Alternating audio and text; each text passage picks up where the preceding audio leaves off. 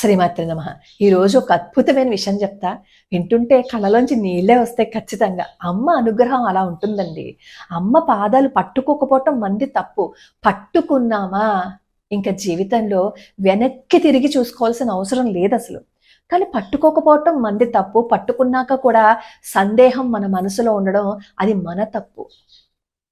నేను సర్వమంగళ అమ్మవారి ఆలయంలో నవావరణార్చన గురించి, మాస శివరాత్రి అభిషేకం గురించి పెడుతూ ఉంటాను కదా. సరే, చాలా మంది మాస శివరాత్రికి అభిషేకం చేయించుకున్న వాళ్ళు, నవావరణ అర్చనలో పాల్గొని ఇంటికి వెళ్ళి ప్రతిరోజు సర్వమంగళ అమ్మవారి అష్టోత్తరం చదువుకుంటూ కుంకుమార్చన చేసుకుంటున్న వాళ్ళకి ఎంతో మందికి వాళ్ళు ఏదైతే కోరికతో అమ్మవారి ఆలయానికి వచ్చారో అది నెరవేరింది చాలా మందికి. మొన్న కూడా ఒక కామెంట్ ఉంటుంది చూడండి, ఆవిడకి ఆరోగ్యం బాగుండలేదట. సరే, ఎన్ని టెస్టులు చేయించినా సరే ఏదీ లేదు, నువ్వు బాగానే ఉన్నావు అంటారట. కానీ ఆవిడకి ఏదో నీరసం. ఈ మాస శివరాత్రికి అభిషేకం చేయించుకోవటం మొదలు పెట్టిన తర్వాత ఆవిడ ఆరోగ్యం కుదుట పడిందిట. ఆవిడ ప్రతి నెల మాస శివరాత్రికి అభిషేకం చేయించుకోవటంతో పాటుగా మనం చెప్పిన శివ సహస్రనామ స్తోత్రం ఉంది కదా, ఆ శివ సహస్రనామ స్తోత్రాన్ని కూడా ప్రతిరోజు అలా చదువుతూ ఉన్నారట. నాకు ఆరోగ్యం కుదుట పడుతోందమ్మా, అక్కడ అమ్మ ఉన్నారు, అక్కడ స్వామి ఉన్నారు, ఇంక అందులో సందేహం పెట్టుకోవాల్సిన అవసరం లేదమ్మా, నేను ఎప్పటికీ రుణపడి ఉంటాను అని చెప్పి కామెంట్లో ఉంటుంది, కావాలంటే వెళ్ళి చూడండి. ఇప్పుడు నేను చెప్తున్న విషయం ఏంటంటే, సర్వమంగళ అమ్మవారి ఆలయంలో నవావరణ అర్చన జరుగుతుంది కదా. ఈ నవావరణ అర్చన ఎంతో మంది చేయించుకుని వాళ్ళకి వివాహాలు అయిన తర్వాత మనకి కామెంట్లోనూ పెట్టారు, నేను కూడా చాలా పోస్టులు కూడా పెట్టా. సరే, ఒక కుటుంబం అనమాట, మన వీడియోస్ ఎక్కువగా చూస్తూ ఉంటారట. ఆ అబ్బాయికి ఏమో 42 సంవత్సరాలు వచ్చేసిన తర్వాత అంటే పాప ఎన్నో పెళ్లి ప్రయత్నాలు చేశారట, ఏది సఫలీకృతం కాలేదు. పోనీ ఆ అబ్బాయి ఏమైనా అందంగా ఉండడా అంటే చాలా అందంగా ఉంటాడు. ఉద్యోగం లేదా అంటే చక్కటి జీతం.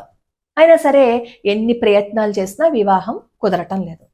సరే, అన్ని చూసారట, మన ఛానల్లో మన వీడియోస్ కూడా చూసారట. చూసిన తర్వాత ఈ అబ్బాయి వాళ్ళ నాన్నగారు అన్నారట, పోనీ అన్నిసార్లు చెప్తున్నారు కదా, పోనీ ఒకసారి వెళ్దాము, అన్నిసార్లు చెప్తున్నారు అంటే అక్కడ ఏమీ లేకపోతే అక్కడ ఎందుకు అంతమంది వస్తారు, ఆ వీడియోస్ అవి చూస్తున్నప్పుడు మనకు అర్థమవుతుంది కదా, పోనీ ఒకసారి వెళ్దాము అని అన్నట్ట వాళ్ళ నాన్నగారు.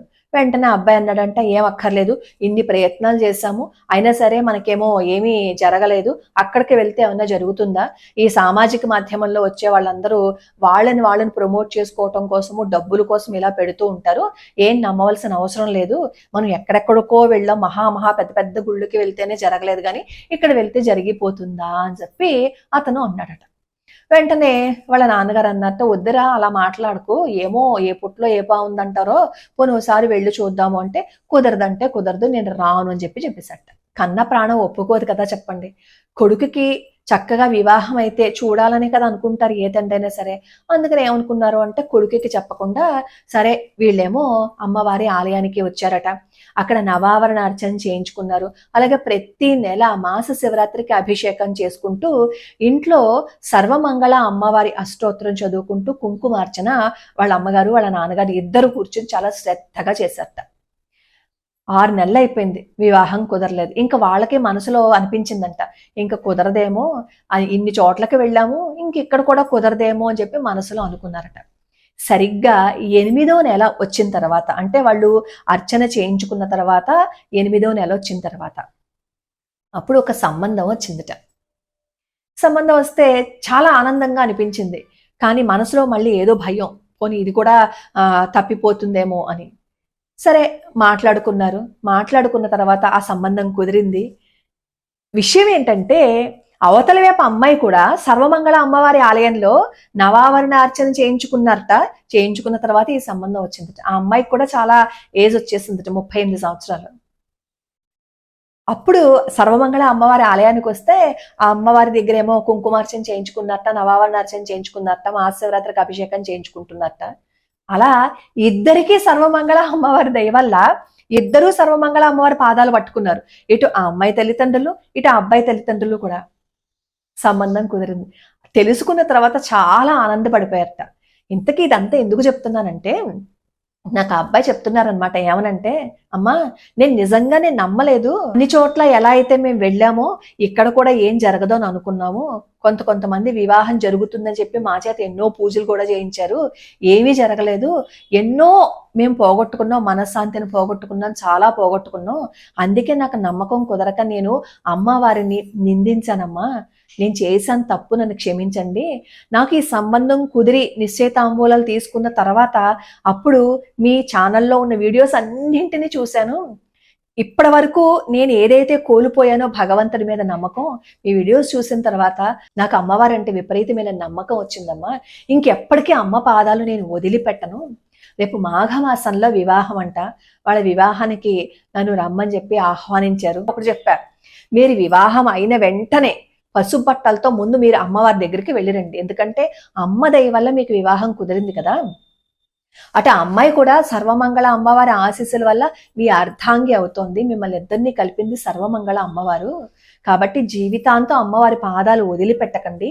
మనం ధర్మాన్ని తప్పకుండా, సత్యాన్ని వదిలిపెట్టకుండా మన ప్రవర్తన ఎప్పుడు రుజుమార్గంలో ఉంటే అమ్మవారు కాపాడతారు. అలా కాపాడతారు అనడానికి మీ జీవితాలే ఉదాహరణ. ఎందుకంటే పాపం ఆ అబ్బాయి వాళ్ళ అమ్మగారు వాళ్ళ నాన్నగారు ఎన్నో దాన ధర్మాలు అవన్నీ చేసేవారట. ఎక్కడికి వెళ్ళినా ఎవరు ఆకలితో ఉన్నారు అని అన్నా సరే వాళ్ళు తినకుండా అయినా సరే పెట్టేసేవారట. అందుకే వాళ్ళకి అంత బాధ వచ్చేసింది అనమాట. మేము ఎన్నో చేశాము, కానీ ఎందుకు నా కొడుక్కి వివాహం అవ్వట్లేదని. మనం ఏం చేస్తాం తెలుసా, సంబంధం లేని దాన్ని ఇంకో దాన్ని తీసుకొచ్చి కలిపేసుకుంటాం. మన దాన ధర్మాలు చేయడానికి మనకు వచ్చిన కష్టాలకి ఏమీ సంబంధం లేదు. మన పుణ్యం అకౌంటే, మన పాపం అకౌంటే. కాకపోతే ఏంటంటే మనం చేసే పుణ్యకార్యాలు ఎక్కువగా ఉన్నాయి అని అనుకోండి, మన కర్మ ఏదైతే ఉందో దాని తీవ్రత తగ్గుతూ ఉంటుంది. వీళ్ళు ఎన్నో పూజలు చేసుకున్నారు, అవన్నీ నిష్ప్రయోజనం అనుకుంటున్నారా? ఏం కాదు. అవన్నీ చేయటం వల్లే వీళ్ళకి సర్వమంగళ అమ్మవారి ఆలయానికి రావాలి అని బుద్ధి పుట్టింది. మనం అనుకుంటాం అన్ని మన చేతుల్లో ఉన్నాయి, మనం చేసేయగలం అని అనుకుంటాం. ఏది మన చేతుల్లో లేదు, ఉండదు కూడా. మన ప్రయత్నం మాత్రమే మనం చెయ్యాలి. చేస్తే అప్పుడు భగవంతుడి అనుగ్రహం ఉంటుంది. మనం భగవంతుడి పాదాలు పట్టుకున్న తర్వాత భగవంతుడి అనుగ్రహం ఎప్పుడైతే వచ్చిందో మన కర్మ కరిగిపోతుంది. ఇప్పుడు ఆ అబ్బాయికి అసలు వివాహం కాదు అని ఎంతమంది గేలి చేశారటో. చుట్టాల్లో కూడా, ఒరే ఇంకెందుకురా, నువ్వు ముదిరిపోయిన బెండకాయవి, నీకు ఇంకేం వివాహం అవదు, నీ జీతం అంతా మాకే ఇచ్చేసే ఇంకా అని ఎగతాళి చేసిన వాళ్ళు కూడా ఇప్పుడు ఆ సంబంధం చూసిన తర్వాత ముక్కున వేలేసుకున్నారట. అక్కడ అమ్మ ఉందండి. మనం పాదాలు పట్టుకోకపోవటం మంది తప్పు. భగవంతుడి పాదాలు నమ్మి పట్టుకోపోవటం మంది తప్పు. నేనెవరో నాకు కామెంట్లో పెట్టారు, మేము 1 నెల అయిందండి అభిషేకం చేయించుకుని, ఇంకా ఉద్యోగం రాలేదు అని. 1 నెల అయిందా, 2 నెలలు అయిందా, 3 నెలలు అయిందా కాదండి. మనం నమ్మి భగవంతుడి పాదాలు పట్టుకోవాలి. అలా పట్టుకుంటే ఖచ్చితంగా భగవంతుడి అనుగ్రహం మనకి వస్తుంది. సర్వమంగళ అమ్మవారి ఆలయంలో నవావరణ అర్చన కోసం చాలా మంది ఆన్లైన్లో అడుగుతున్నారు. అక్కడికి ఖచ్చితంగా ఒకసారి వెళ్ళాలి. వెళ్ళి అమ్మని దర్శించుకున్న తర్వాత అక్కడ వాళ్ళే మీకు వివరాలు చెప్తారు. ఆన్లైన్లో మేము అక్కడికి వెళ్లకుండా కట్టేస్తామంటే కుదరదు. మాస శివరాత్రి అభిషేకానికి మాత్రం నేను ప్రతి నెల అభిషేకం అయిపోయిన తర్వాత వీడియో పెడుతున్నాను. త్వరలో లైవ్ ఇచ్చే ఏర్పాటు కూడా చేస్తున్నాము. కాబట్టి ఎవరైనా చేయించుకోవాలి అని అనుకుంటే నేను కమ్యూనిటీ పోస్ట్లో కూడా వివరాలన్నీ పెడుతున్నాను. మాస శివరాత్రి అభిషేకానికైతే 216 రూపాయల ద్రవ్యాన్ని పంపించి మీ గోత్ర నామాలు నమోదు చేసుకుంటే అక్కడ మీ పేర అభిషేకం జరుగుతుంది. అలాగే నవావరణార్చన కూడా జరుగుతుంది. కాకపోతే అక్కడికి ఒకసారి వెళ్ళి రండి, అమ్మని చూసి అమ్మ అనుగ్రహాన్ని పొందండి. రేపు జనవరి 27 వరకు కూడా అమ్మవారి నవావరణ అర్చనలో భక్తులకి ప్రవేశం లేదు. ఎందుకంటే అక్కడ ముఖ మంటపం కడుతున్నారు. జనవరి 27 దాటిన తర్వాత వచ్చే మంగళవారం నుంచి యథాప్రకారంగా అక్కడ నవావరణ అర్చనకి భక్తులని కూడా అనుమతిస్తారు. ఒకసారి అమ్మని వెళ్ళి దర్శించుకోండి. అమ్మ అనుగ్రహం మన మీద ఉండాలని నేను మనస్ఫూర్తిగా కోరుకుంటున్నాను.